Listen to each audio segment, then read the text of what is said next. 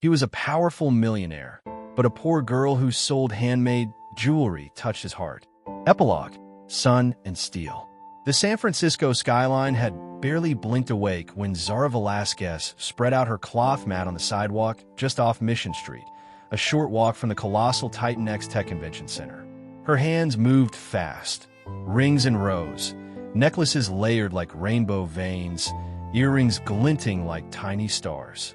It wasn't just a display, it was an exhibit, a small piece of herself. She stepped back, squinted, then turned to the foot traffic. "Limited time offer," she chirped, megaphone-less but loud. "Buy jewelry. Feel 15% more confident, 40% more interesting, and 100% less like a tech zombie." People laughed. A couple stopped. "Handmade by a broke genius who still uses duct tape for Wi-Fi," she added. She didn't have a fancy stall, just a cloth on the ground, a folding crate for change, and sharp-tongued charm. One man in a Patagonia jacket paused, picked up a copper bracelet. "How much?" "For you, $20. But I'll throw an emotional validation for free." He bought it with a smirk. Zara pocketed the bill and adjusted the sign behind her. It read in bold, "Not all treasure comes from Tiffany's." Just then, a sleek black Tesla rolled into the valet zone of the tech center. Out stepped Kian Raza, 32, powerful, precision-dressed. The kind of man who looked like he was carved by an algorithm from obsidian and ambition. He didn't notice the small world at his feet. His phone was in one hand, earpiece in the other. "Yes, reschedule, Soul. Push the M&A brief to my inbox." Elena, his assistant, jogged behind. "Sir, the keynote's in 20. Board's waiting inside." "They can wait another 5, he replied, eyes never leaving his screen. That was his first mistake. His second? Not watching where he was stepping. His polished shoe clipped the edge of Zara's display cloth, dragging it, and 24 delicate jewelry pieces into chaos. Beads scattered, metal clinked, a ceramic pendant shattered like thin ice. The sound turned heads. Zara blinked. For a moment, she was still.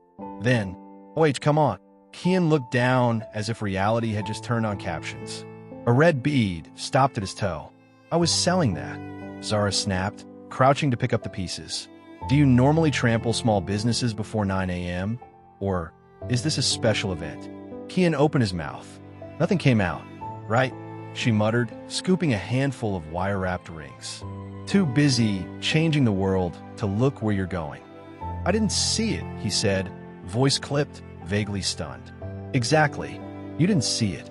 You didn't see me." Her words hit harder than the stumble. He crouched down, awkward in his $3,000 suit. "Let me help." Zara pulled the display cloth toward her.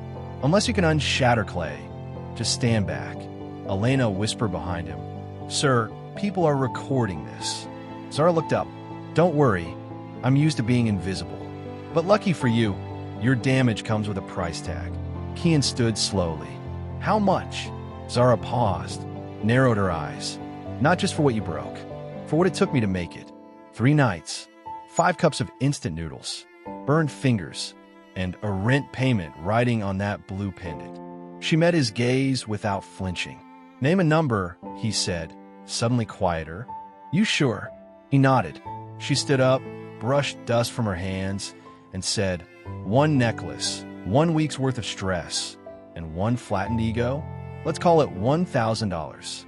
Elena choked. "That's absurd." Kian didn't blink. He reached into his pocket and handed over a slim black credit card. Zara blinked, then tilted her head, intrigued. "Do you take Square?" "I don't know," Kian admitted. She pulled out a pink card reader covered in stickers. "Well, Mr. Fancy Algorithms, your luck just ran out."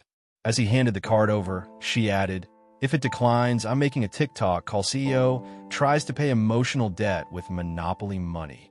"It won't." It didn't. As the payment processed, Zara looked at him, noticed how tightly he held his phone, how carefully he avoided the broken pendant, and how, when he finally looked her in the eye, he seemed lost.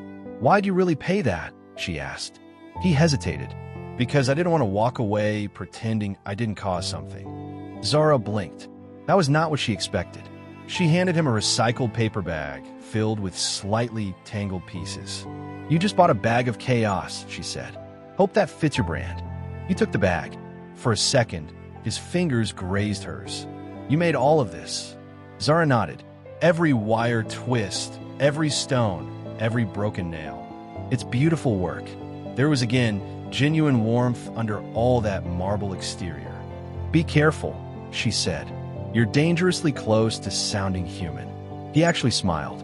A brief, crooked thing, like it hadn't been used in a while. Then he pulled a card from his wallet and handed it to her. What? In case you ever want to work with someone who sees what you're capable of. Zara stared at the card. Kian Raza, CEO, Raza Tech Systems. Private contact. You're that Kian? She said slowly. The mood ring guy? It's a biometric wearable. Right, she scoffed.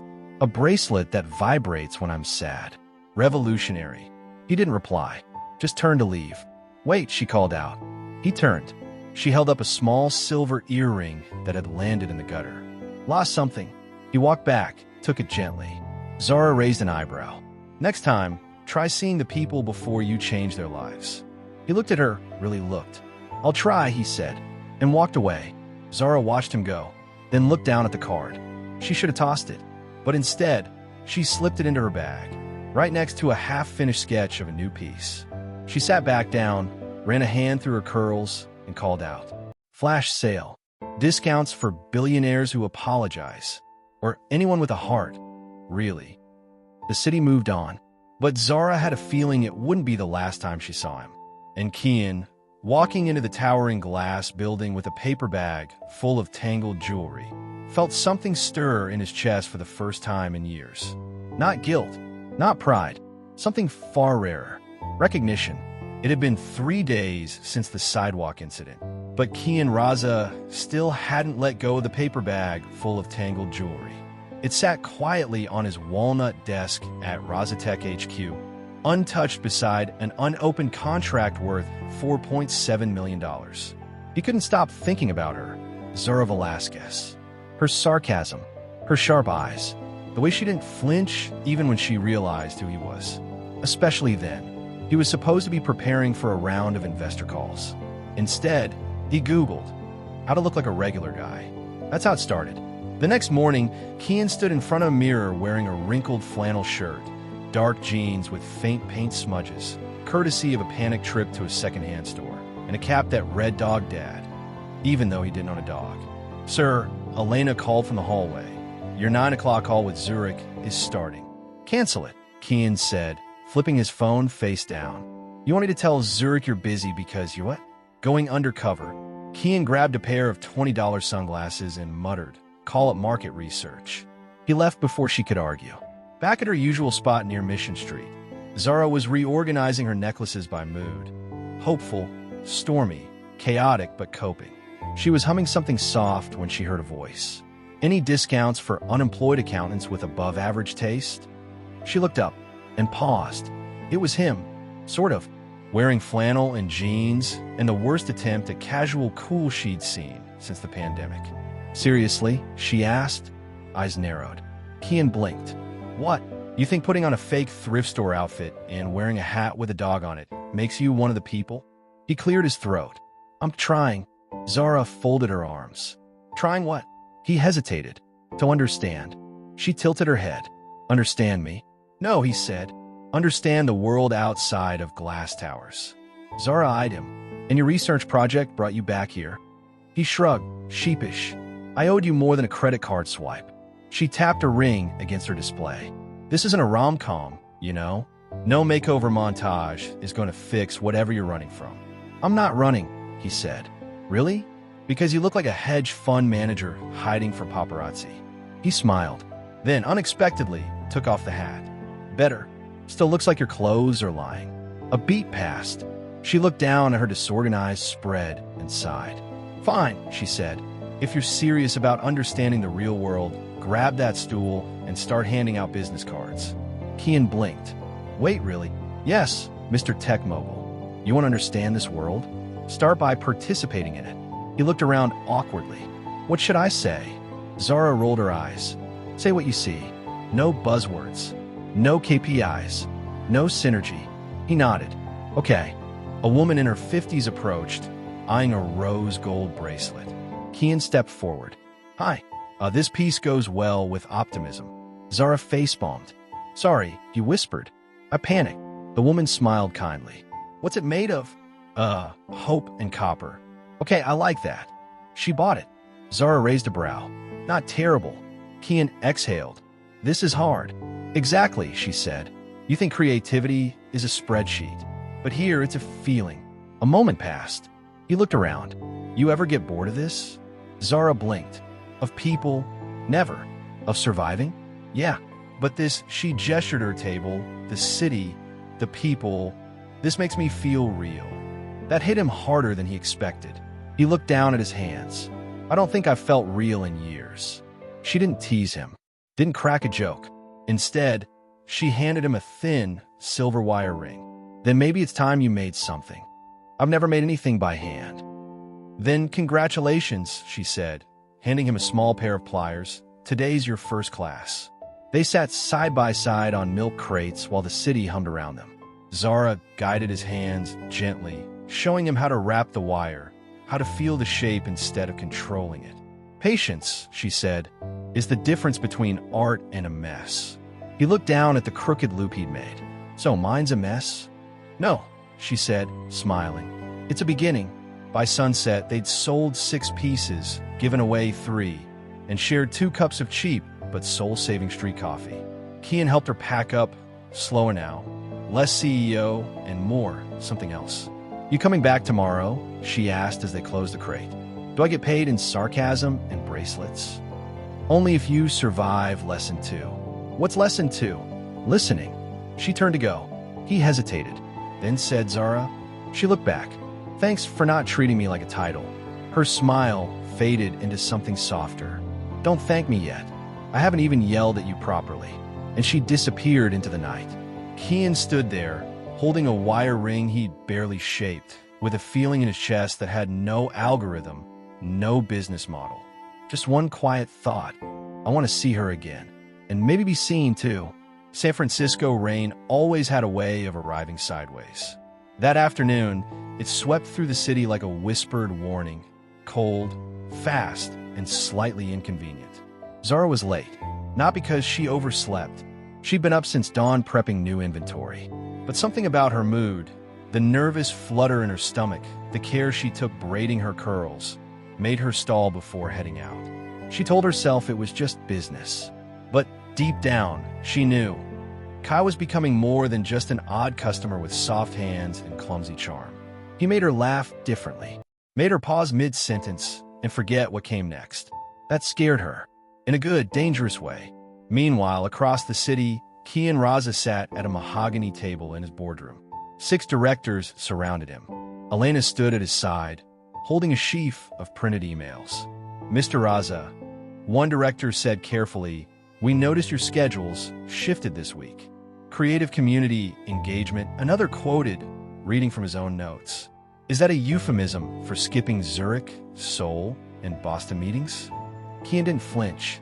I'm reallocating time to human-centered design. Elena blinked. The board just stared. Look, Kian said, we've invested millions in AI, empathy training, biosensory interfaces, and behavior-mapped wearable tech. But none of that matters if we're out of touch with the people we claim to serve. And how exactly? A third board member asked.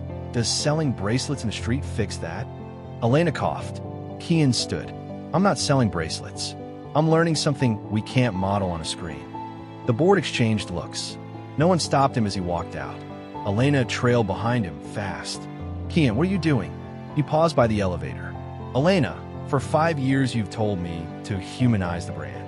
I'm just starting with myself. Does this have anything to do with the vendor from the incident? Zara, he didn't answer. That was all she needed to know. Zara had just arranged her new pendants, sun and moon pairs, wire-bound stones she'd polished herself when she spotted him across the street. No hat today, no fake flannel, just a dark hoodie, his hair wet from rain, and a paper bag in one hand. Hey, he called, approaching. You're late, she said, pretending to be stern. You're wet, he replied, observant. That'll help in lesson 3. She handed him a towel from her crate. He dried his hands, watching her with a gaze that didn't dart like it used to. "New pieces?" he asked, gesturing to the pendants. "Made them last night. Each set's for someone who doesn't want to be alone in the universe." He picked up one. "These are beautiful." Zara smiled. "I made them all thinking about someone who doesn't realize how alone he is." Kian froze. "Hypothetically," she added, reaching for a necklace. He relaxed, but only slightly. They worked together all afternoon. Customers came and went. Kian sold 2 bracelets, told one little girl that her favorite ring had wish-catching energy. He was getting better, and just when it felt safe, when the rhythm of them felt natural, a man in a pressed navy coat stopped by. He looked at Zara, then at Kian. "Well," the man said, "this is unexpected." Zara smiled. "Hi there. Interested in?" But the man turned to Kian. "Mr. Raza, the investors for Vienna are calling in 30. Zara blinked. Kian didn't move. The man raised an eyebrow. "Do you want me to tell them you're too busy selling trinkets again?" Zara's voice was quiet. "Raza?" The man glanced at her, amused. "He didn't tell you." Kian stood still, water dripping from his sleeves. Zara stepped back slightly. You're Kian Raza? As in, billionaire wearable tech Kian Raza." Kian opened his mouth. "Zara," she laughed. Not kindly, not loudly, but like the sound of something fragile cracking. "Is that why you came back? Was I your field study?" "No, that's not." She turned away, heart racing. "You lied to me." "I didn't lie. I just didn't say." "Which is a lie," she said, voice sharp now. "God, I gave you my trust. I let you make jewelry with me. You sold dreams beside me like you cared." "I do care," he said, taking a step forward. "Don't," she warned. "Don't make this worse." The man in the navy coat, clearly uncomfortable, cleared his throat. "Sir, I'll wait in the car." He left. Zara turned back slowly. The distance between them had never felt so wide. "You could have told me," she said. "I would have respected that. But instead, you played dress up and sold me a lie." "I didn't know how to be myself around you," he said quietly. "Not the version the world knows. I wanted to be someone you didn't already judge." She looked at him like he was a stranger now. "Then you should have been brave enough to let me decide that for myself." Kian stood there empty-handed. "I'm sorry," he said, "for the lie, and for being too much of a coward to tell you sooner." Zara didn't say anything. She just packed up slowly, carefully, without looking at him again. When she was done, she stood, her fingers tight around her crate handle. "I thought you were different," she said softly. "Turns out, you're just another man who thinks control is love and secrecy is safety." He opened his mouth again, but she was already walking away. He watched her vanish into the blur of traffic, the pendant pair she'd made still swinging gently in the wind. And for the first time since he was 19, Kian Raza didn't know what to do next. He'd built companies from nothing, bought out tech giants, sold futures on instinct alone. But this was something he couldn't buy back. Not with apologies, not with billion-dollar sincerity. This was going to take more. Something real, something brave. 3 days. That's how long it had been since Zara walked away. 3 days since her eyes stopped softening when she looked at him. Since her fingers stopped brushing his while they packed bracelets together. Since he last heard her laugh unguarded. And in those 3 days, Kian Raza had never felt more like a man with everything and nothing. His penthouse was quiet. The floors gleamed. The glass walls opened up to the skyline. His fridge was stocked, his suits pressed, his phone full of unread texts from venture capitalists and brand ambassadors. But none of it mattered, because he'd lost something real. And worse, he'd broken it with his own hands. "You're moping," Elena said, arms crossed in his office doorway. "I'm reflecting," Kian replied. "You're eating cereal out of a teacup and staring at a wire ring."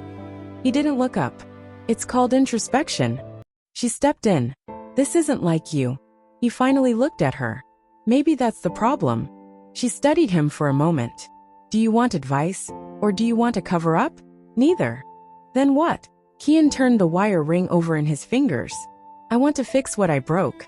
"Well," Elena said, sitting across from him, "you've got 2 options, buy her silence and move on.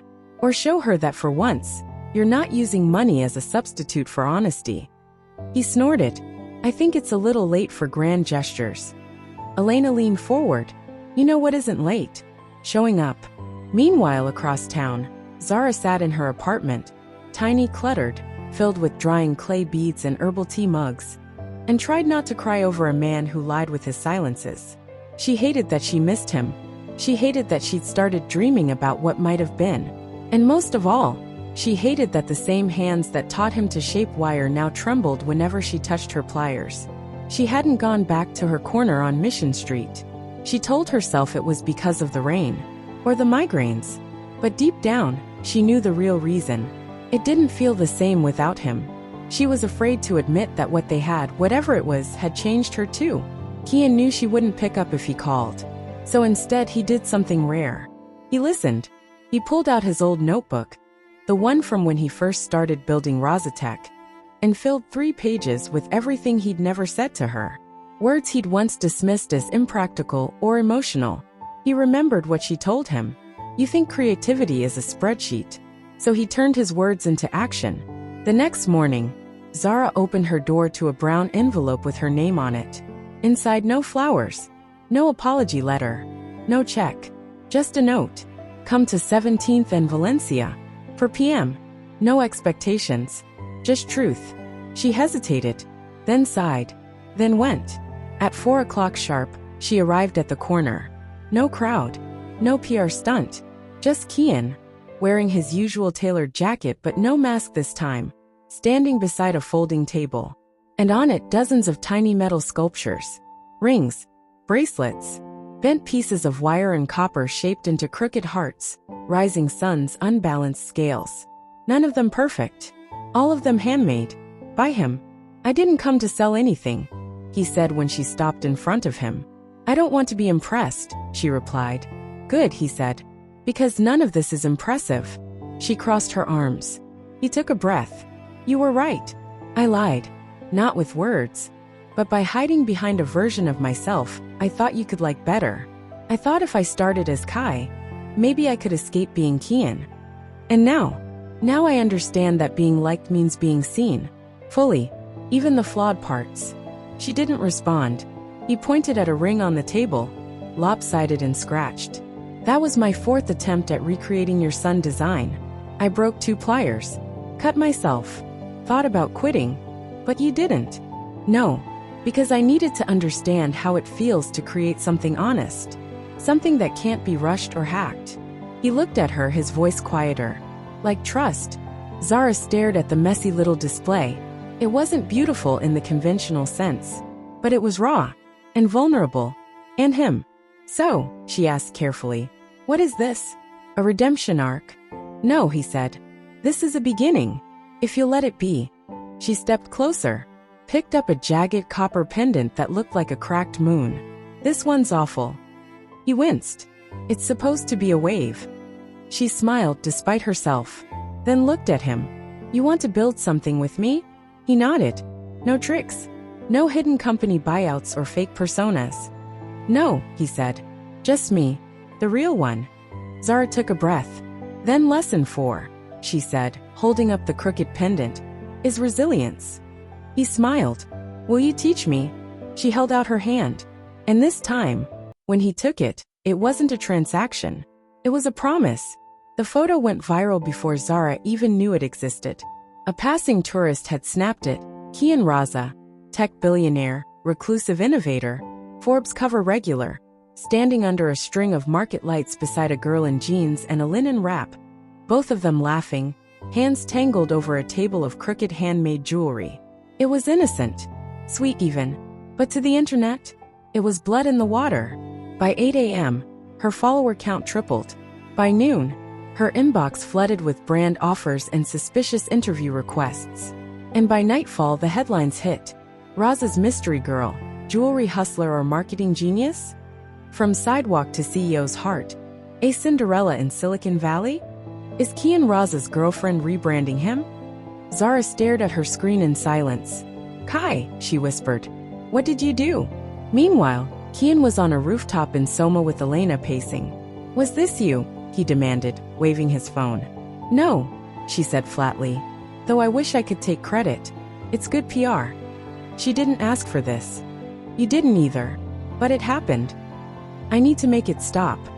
Elena looked at him over her glasses. You don't get to control the narrative once it leaves your hands. I won't let them twist her into some sideshow. Then you need to do what you've never done before, she said calmly. You need to face the story. Together. He fell silent. Meaning, Zara needs to know you'll stand beside her, even when the cameras are on. Zara spent the next day ignoring calls, dodging press vans outside her apartment, and deleting hundreds of identical DMs that asked, "Are you really with him? What does it feel like to be chosen? How did you meet?"